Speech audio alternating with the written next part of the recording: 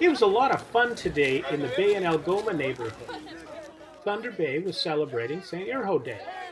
This is the imaginary saint for Finland who has been celebrated for years in Thunder Bay, just as a way to sort of get even with the Irish over St. Patrick's Day. The goal here was getting rid of the grasshoppers. Now, with the temperatures we've been having this winter, the job was really easy because nobody saw any grasshoppers. People walked from the Finlandia Club, round the block, came back up on Algoma Street through all the business district in the Bay and Algoma region of the city, and had a ball. You can see the smiles on everyone's faces. They came back to the Finlandia Hall for music, delicious food, and fellowship.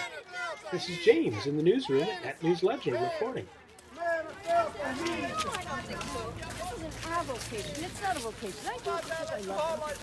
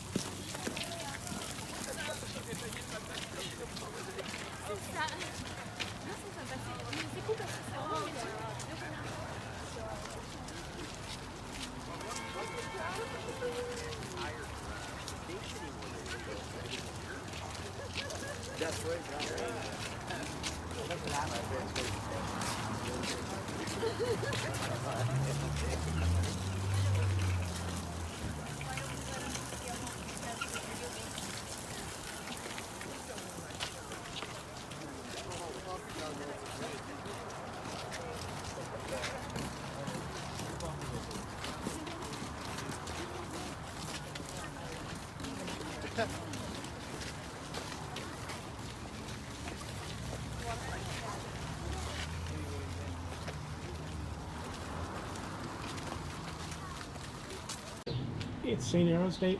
What does our readers and viewers need to know? What's the history here?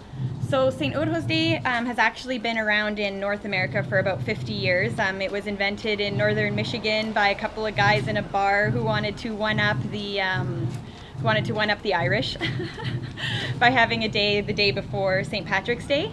We've been celebrating it in Thunder Bay for about 30 years. The men's Finnish choir, the Ottawa Men's Choir, actually carried it, brought it here, and have been doing it for numerous years. When they all retired from being the men's choir, we took it over just as the events committee from the Finlandia. So we've been planning it for the last about 4 or 5 years.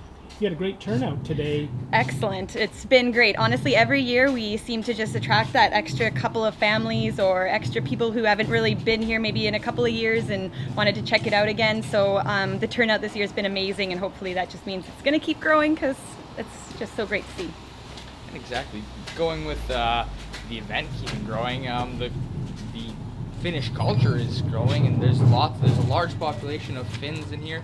And just speaking with St. Urho himself, yes. Yes, himself. He was saying that big thing about this is teaching the culture to the younger generation. Completely. Do you know what? For a while there, we just had kind of the same, like the same crowd a lot of the time, and not a lot of the young people bringing in their kids. And I think that comes from now a lot of us who remember walking in this parade are having kids that are sort of like interested in this kind of thing. And Urho is a great example because his son is now involved with it, and his daughter and his wife. And so that's exactly what we want to see, is just cultivate that Finnish relationship, I guess, with anybody, even if they're not Finn or anything. My husband is from England himself, and so he is now full on St. Urho's Day forever, and he doesn't have a bit of Finnish blood in him, except for his wife now. The food. Yes, so we have the hoito. They always make our food for us, so they're up here selling kalamoyakka, which is fish soup or fish head soup if it's really traditional. It's not, there's no fish heads in there this year anyway. We do the swallowgullah sandwiches, so the saltfish sandwiches that you can't have a Finnish celebration without. And we have some nutkis and sausages, kind of like a little bit of something for everybody. All in all, a fun day had for everybody. There was music, there was fun, and everything that makes Thunder Bay just such a fun place to live in. This is James with Net News Ledger. Wave.